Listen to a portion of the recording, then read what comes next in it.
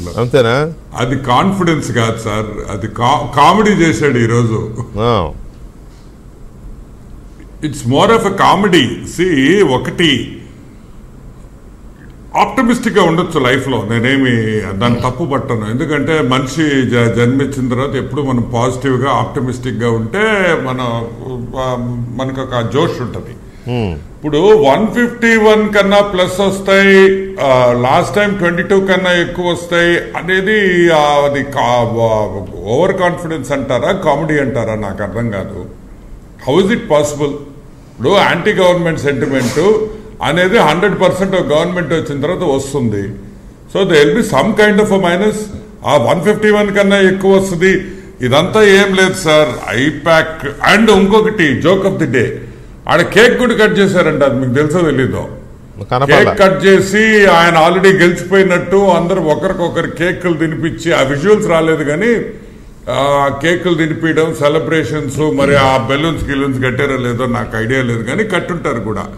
నేనేమంటానంటే ఒక సైడ్ వాళ్ళ ఎమ్మెల్యేలు కింద పడి ఏడుస్తున్నారు. పాప మా పొట్టి సారాయిరెడ్డి, విజయ్ సారాయిరెడ్డి అయితే అసలు పూర్తిగా మా నెల్లూరు ప్రజలు, మా నెల్లూరు జనాలు పూర్తిగా నాకేశారు అతన్ని.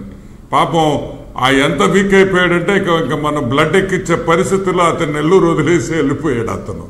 అతని పరిస్థితి అట్టుంది. మా అనిల్ కుమార్ యాదవ్ చూస్తే, మా అనిల్ చూస్తే అతను పాపం పూర్తిగా డీల్ అయిపోయాడు. అసలు మొన్న ప్రెస్ మీట్ చూసి నాకే బాధేసింది అనిల్ చూసి. రోజా చూస్తే ఏమో అసలు మా వాళ్ళే నన్ను ఓడగొట్టారు, తెలుగుదేశం వాళ్ళు కాదని ఆమంటుంది. అవును, వీళ్ళ మంత్రులు ఒక దీంట్లో మాట్లాడుతూ ఉంటే ఆయనేమో నాకు 151 ప్లస్ వస్తుందని ఆయన అంటుంటే కామెడీగా అనిపించడం లేదా? Very simple. Being a chief minister, ఈరోజు ఐపాక్ టీమ్ గురించి కొంచెం మాట్లాడుకుంటాం సార్. దాని ముందర అసలు కొన్ని మనం ఒక రీసెంట్ గా మన ఇద్దరం మాట్లాడుకున్నప్పుడు ఫోన్ లో నేను కాన్స్టిట్యున్సీ పేరు చెప్పాను మీకు సార్. పోతే నెల్లూరులో ఫస్ట్ సీట్ ఇదే ఓడిపోవచ్చు మనం అని మీతో అన్నాను. కాన్స్టిట్యున్సీ పేరు వద్దు. ఈ రోజు ఆ కాన్స్టిట్యున్సీ కూడా గెలిచేటట్టున్నాం.